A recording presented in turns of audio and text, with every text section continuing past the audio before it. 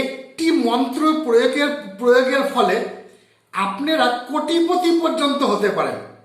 তাহলে কি সেই মন্ত্র, কি সেই বিশেষ প্রয়োগ যার জন্য মা লক্ষ্মীর কৃপা আপনাদের মধ্যে হবে?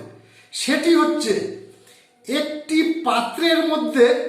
একটি তামার পাত্রের মধ্যে জল পূর্ণ করবেন। জল পূর্ণ করে একটি মন্ত্র বলে ওই জলটিকে অভিমন্ত্রিত করতে হবে এবং ওই মন্ত্রটি বলতে হবে 51 বার। মন্ত্রটি কি? ওম শ্রীং হ্রিং মহালক্ষ্মী নমঃ।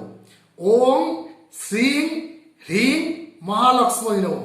এই মন্ত্রটি 51 বার যদি আপনারা পাঠ করে মন্ত্রটিকে অভিমন্ত্রিত করতে হবে এবং ওই যে তামার পাত্রে যে জলটা রাখা আছে সেই জলের উপরে আপনাকে 3 বার ফু দিতে হবে।